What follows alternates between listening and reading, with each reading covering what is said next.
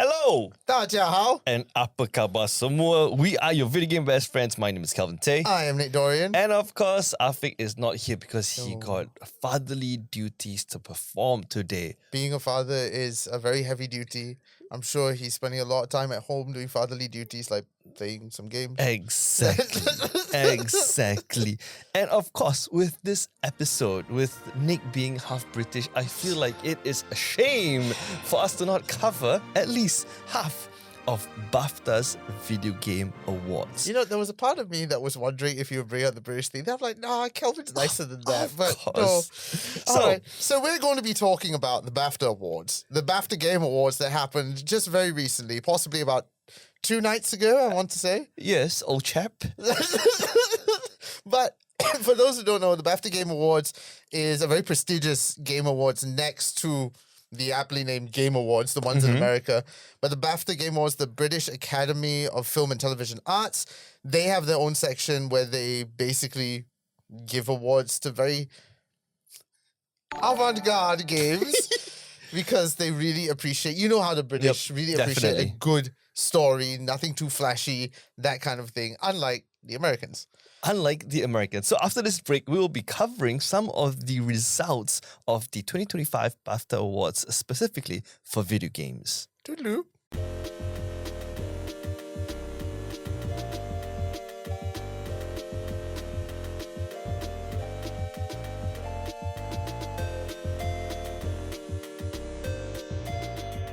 All right. I would say, right, Nick, for the BAFTA Game Awards 2025, the biggest winners here on this list is Astrobot.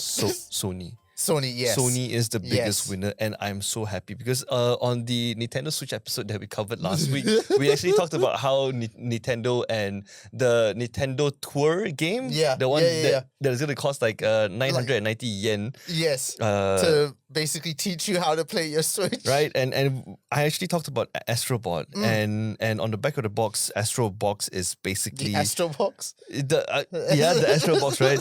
I like how on the back of the box or the summary of the game, quoting, the PS5 mothership has been wrecked, leaving Astro and the bot crew scattered all over the galaxies. Time to ride your rusty dual speeder across more than 50 planets full of fun, danger, and surprise. On your journey, make the most of Astro's new power and reunite with many iconic heroes from the PlayStation universe. Yeah. End quote. And this is also why I say Sony is the biggest winner for BAFTA because Astrobot won Best Animation, Best Audio Achievement, Best Game, Best Family, Best Game Design, and that's about it. 5 awards of that night. That is 5 awards of that night. I mean, looking at Astrobot, I have no faults with it in the sense that it looks a lot of fun and it's good for the whole family. I just feel there's always a gripe in me going, yeah, this is just Little Big Planet, but with a robot. Yeah, Sockboy. Yes, Sockboy. Sockboy. But with a robot, because Little Big Planet, what do? They go to different planets. Yeah. And what does Astrobot to go different planets? Yeah. Like, and one thing I love most about Astrobot, and I love also in the summary itself, it says that the PlayStation 5 mothership has been wrecked. Go through the entire game with your favorite iconic heroes from the PlayStation universe. And if you look at the skin itself, right, of all the Astrobots, you can see all the classic characters that we are familiar with growing up with the PlayStation. That's where I think it has that upper hand over Little Big Planet in the sense that there's that customization and nostalgia factor when you get these skins. One of my favorite ones is the God of War one. I don't know if you've seen this one before. That's damn cute. Astrobot. These are like Funko Pops. Yeah.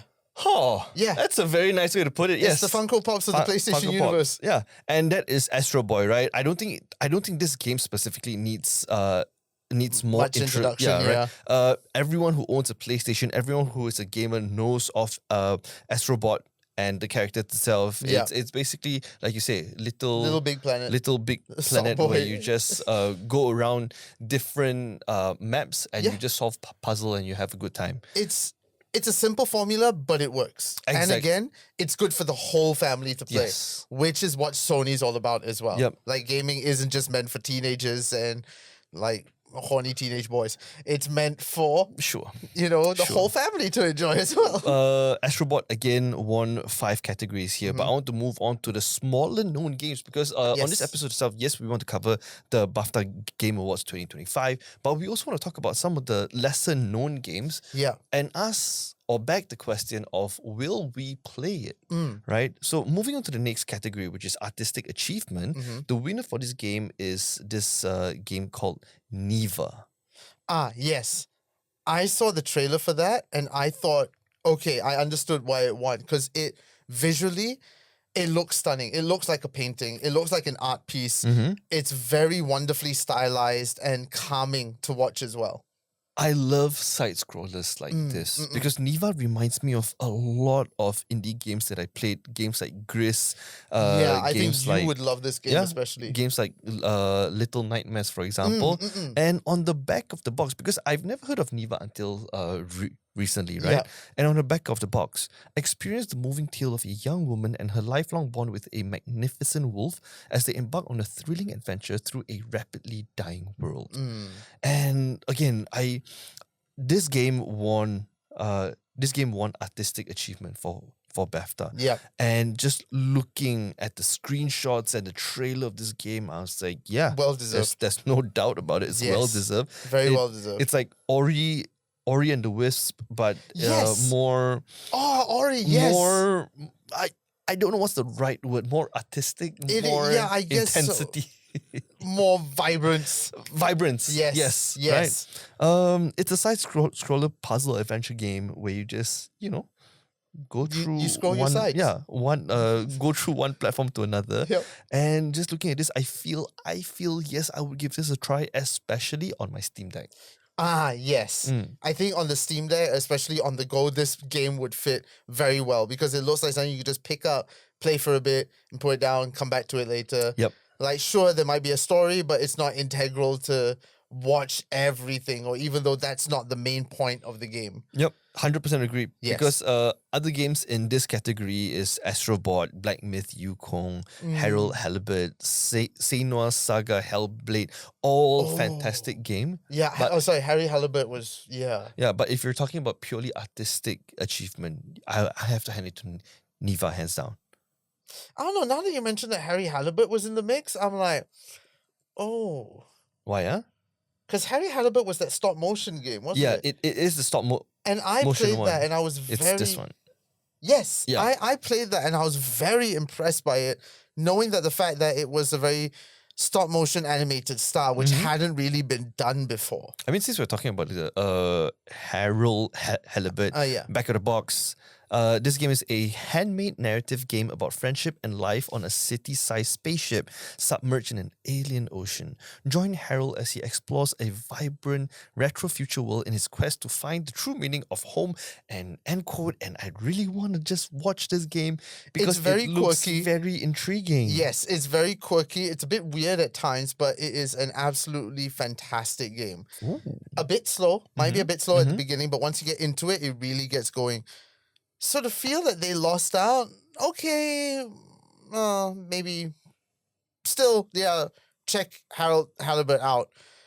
Yeah. As much as I would have wanted to win, it didn't. So telling you might be another win. So please go play Harold Halibut. Yeah. The next two achievement is audio achievement and best game, both won by Astrobot. So I'm not going to go back there again. Yeah.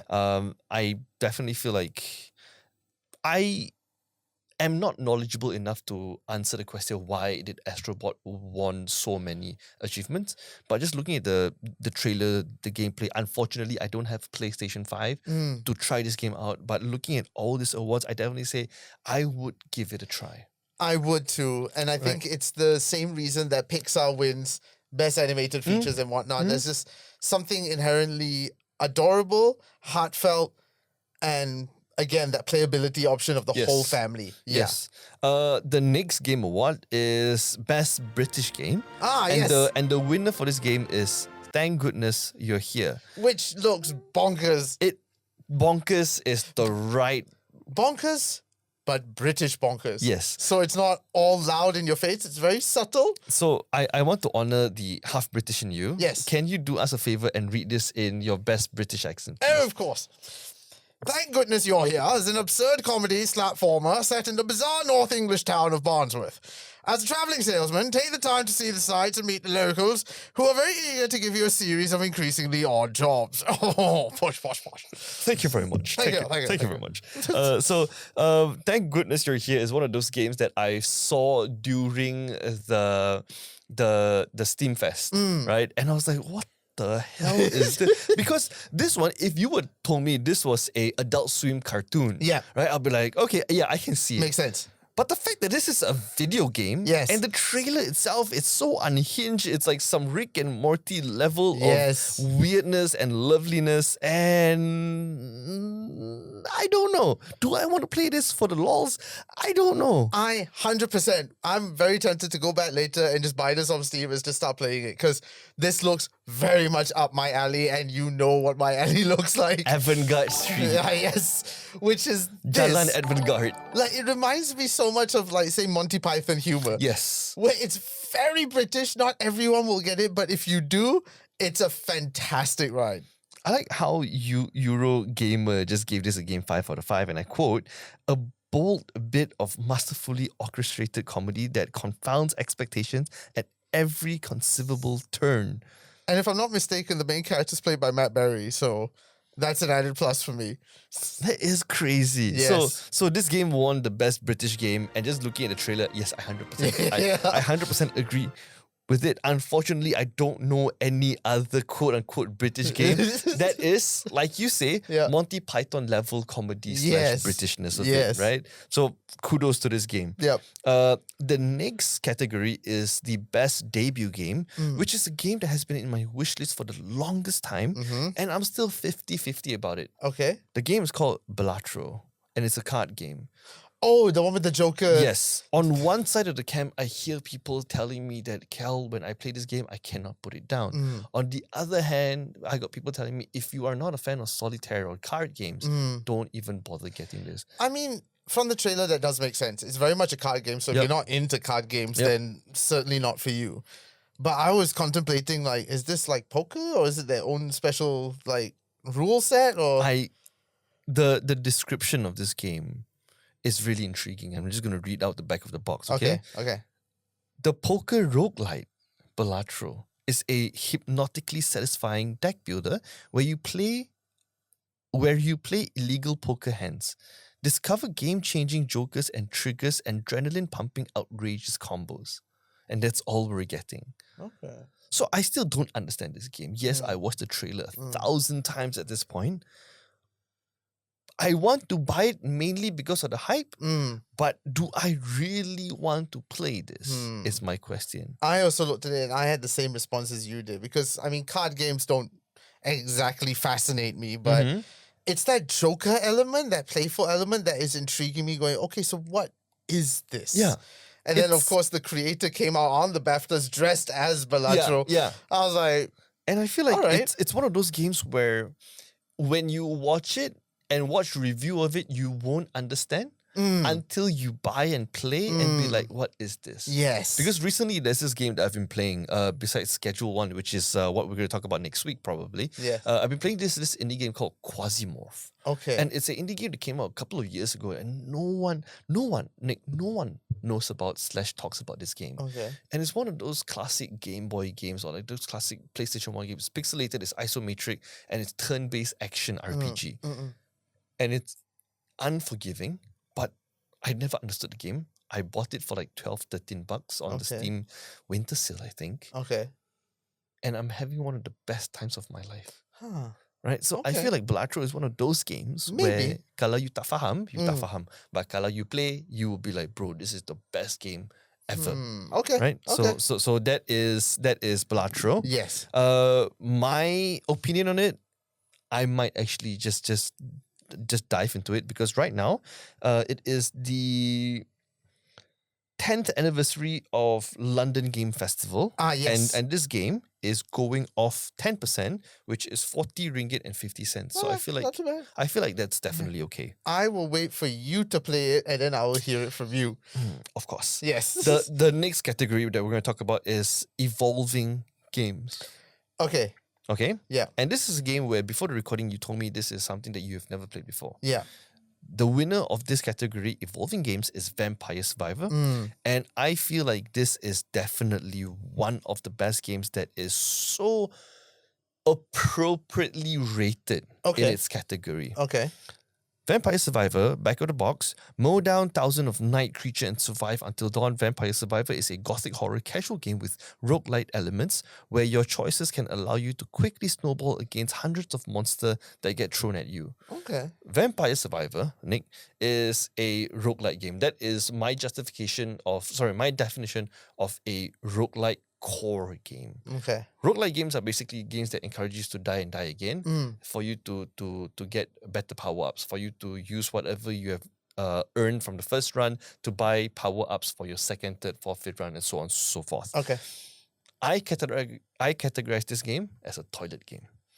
It's one of the best games where you can just sit down in the toilet and all you need is one hand. Okay. Right? Especially on phone. I don't know how else to explain to you. It's the perfect toilet game. Yeah, it's the perfect toilet Kelvin game. Tay 2025 for Vampire Survivors. You can quote me on this. Vampire Survivors itself, you can play it on the PC, you can play it on the Switch, you can play it on the Steam Deck, you can play it on the phone. And it's one of my favorite downtime games where you're just waiting. Like you go to the clinic, for example, and you're waiting for your turn. Yeah. Right? Or you go put on Vampire Survivors. Or you go to JPJ when you want to change your license, for example. Yeah. Sit down. You can just get lost in Vampire Survivors. Okay. Yeah. It's again my definition of a core roguelite game. Okay, if it's on the phone, I might play it tonight. Yeah, you should check it out, man. Okay. Moving on to the next category, we have best family games, and of course that's Astrobot. Yeah. But moving on to the next game, which is Games Beyond Entertainment. Also, what does that category mean? Games what is Beyond Games Entertainment? Beyond Entertainment? That's a good question. Like, does it teach you the meaning of life, or like, is it a book? Because I saw the trailer for this game, and I'm like, it just looks like a standard side-scroller MMORPG. Like, what makes it beyond entertainment? I don't know. It says here the definition of Games Beyond Entertainment is learning of leadership skills and provide positive role models. But again, Yeah. right. So could you say The Sims is technically a beyond entertainment game? Sure. But the winner for this category is this game called Tales of Kenzara, Okay. Zao. Yes. Back of the box, wield the dance of the shaman, reclaim your father's spirit, brave the beautiful and treacherous land of Kenzara with the god of death in Tales of Kenzara, Zao.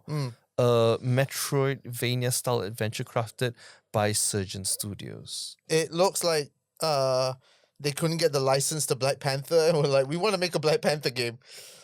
That's what this looks like. The second I saw the trailer, I can't fucking unsee this. Right? I can't fucking but Gets looking his at the father's trailer, powers. yeah, It's like a lion, not a it's panther, but it's a lion. Metroidvania side scroller where you play as this character called just a grieving boy begins to read a Bantu tales written by his late father. You play a grieving boy. That's his character's name. Come here, grieving boy. No, you play as Zao. The grieving boy is called Zao. Okay. Right? And Zao, the grieving boy. just looking at this, I agree with you to a certain extent that this could be Black Panther, the side scrolling game. Yeah. It I don't know. It doesn't look like something that I would play. No. That doesn't look like something that intrigues me. Yeah. But the graphic is beautiful. The trailer looks promising. Yeah. Do I want to pay 79 ringgit for this? Probably not. really. Yeah. But if it goes below 50 ringgit, yes, I might consider it. Yeah. But at this moment, I wouldn't play it as well. Moving on to the next category, which is Best Game Design. Of course, it's won by Astrobot. Yep. But the big one here that I want to talk about, which is the next category, Best Multiplayer and Best Music. Yeah. These two games are won by Helldivers 2. Oh, of course. And I feel like Helldivers 2 is definitely one of the most deserving for this category because it's one of if not the best multiplayer games that I have played for the past 5 years of my life. I think that was a shoo-in to win anyway. Like if Helldivers 2 didn't win, I think people would have rioted. Yeah. Because let's face it, yes, the hype is very real behind it. It's one of the best, like you said, multiplayer games of this year, if not the last 2 years. So having them win for best multiplayer and sound design as well, I'm like, yep, That makes perfect sense. In the multiplayer category itself, right? Yes. Besides Helldivers, which is the winner, the other nominations are Call of Duty Black Ops 6, Lego Horizon Adventures, Super Mario Party Jamboree, Tekken 8, and Warhammer 40,000 Space Marine 2. Ooh. But Helldivers still. Yeah, because I was going to go there, and I feel like yes, COD and even Warhammers are fantastic multiplayer games. But if you're talking about gameplay, if you're talking about gunplay, if you're talking about art style, if you're talking about the PvE elements, and you're just talking about multiplayer core fun where you can just jump in with a couple of friends and just create pure chaos and fun entertainment. Yes, that would be Helldivers 2. Is definitely one of the games. I mean, Starship Troopers. That's all I'm going to say. Starship Troopers, the game. Yeah. Yeah. You can't convince me otherwise. Yep. Right? Moving on to the next game category, which is narrative. This game I've heard before. Oh, I think... Which one is this? Metaphor Refantasio. Oh, no. This is not the one I was thinking of. Okay. And on the back of the box, this looks like a JRPG. Metaphor Refantasio is... The throne sits empty after the king's assassination. With no heirs, the will of the late king decrees that he... Sorry, what the I'm going to try this again, okay? The throne sits empty after the king's assassination with no heirs. The will of the late king decrees that the next monarch will be elected by the people and thus begin your fight for the throne. I actually can't read. Good job, he did it. So, Metaphor Refantasio is created by Atlas, which is the people behind Personas. And it looks like it looks like Persona. Yeah, it looks exactly like Persona and it's a JRPG family. The character design looks nice. It's very personified, Persona-fied. Right. And this game won the best narrative. Okay. Just based on the trailer itself, what were the other nominees for this? Okay, that's a good question. Let's see what they beat out. Okay. And whether it was worth it. The other narrative games in this category is Black Myth Wukong, Okay. Dragon Age The Veil Guard, Okay. Final Fantasy VII Rebirth, Okay. Senua's Saga Hellblade 2, and Still Wakes the Deep. Okay. I don't play enough RPG games to have an opinion on this. Yeah. But looking at Persona 5 and its hype, I feel like maybe it deserves it. Okay. But again, none of these games that I've mentioned here are games that I've played before. Yes, that is true. So that I honestly don't feel like I'm the right person. So this is just basically our opinion, not having played the game. If you played the game, we might feel different. But at this point, it's not enticing us. Yeah. It's do I want so the question is, do I want to pay 249 ringgit for this game at full price or 30% off for this for the discount, which is 174 ringgit? My answer is no. I've never been a JRPG guy. Never had the patience for it. Never really liked it, even for games like Final Fantasy or even Hellblade for that example. So that's that. Okay. Next one. That's about all that we can cover because the other four categories is new intellectual property, performance in leading role, performer in supporting role, and technical achievement. No, sorry, the performance in a leading role and all that game is the one that I want to talk about. That game is Still Wakes the Deep. Yes. The winner for performer in leading role is Alec Newman. Now, I didn't know much about this game. So I was reading the list and like, okay, let me see the trailers for all these games. And this was the one, I think out of all of them. I know this game. I would be like, okay, I want to buy this and play this in an instant just from the trailer. It looks like The Last of Us on a boat. Yes. On a boat. Yes. Yeah. So that looks intense as all hell. It looks like a game for me and for Afik as well. It looks like a AAA game. Okay.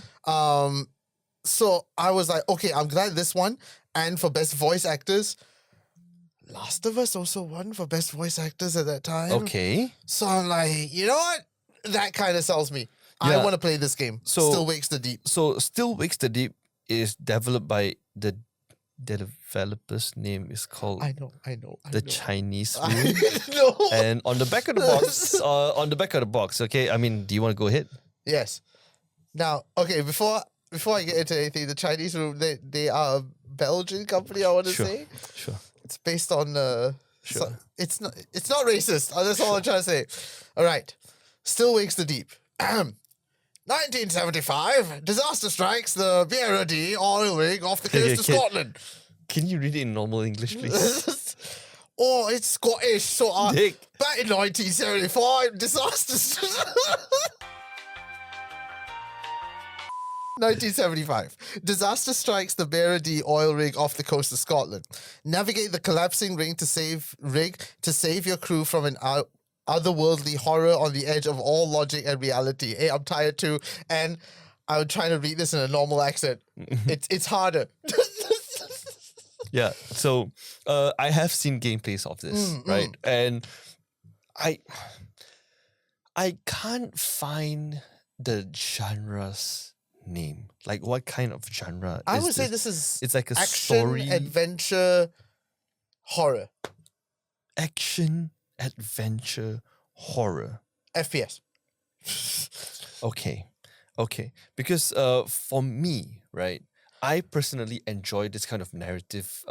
Pick your own story. No, I got a better one. I think it's story-driven games. Yeah. Yes. Yeah, something along the lines of that, right? I love games like this mainly because you can play it like a film. Because I remember a couple of episodes back where we did an episode where will your significant other play this? Right? Yes. Specifically your wife and Afik's wife, Yeah. right? And I talked about games like The Walking Dead, for example. Those are the kind of games where I would happily backseat Yeah. and see what kind of decision other people would make. For context, the Walking Dead game we're talking about is the Telltale Yeah. Walking Dead game. There are many others, but the Telltale one is the best. Yep.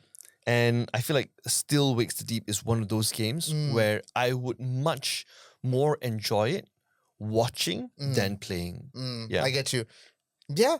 For me, that was at the top of my list of the games I want to buy next to the British game, which I feel the British game might be cheaper, so I might get that one first. I mean, thank goodness you're here. Oh, hold on. Thank goodness how much you're is that on here. Steam? I want to hope like 70 at the most. Take a guess. 70 something? 49 ringgit. Yes! 49 ringgit. I'm fucking getting it. Yeah. So this is definitely a game that I would love to watch you play. Yes. Right? But yeah, that is the coverage of BAFTA Game Yes. Awards. There's honestly not much to go by.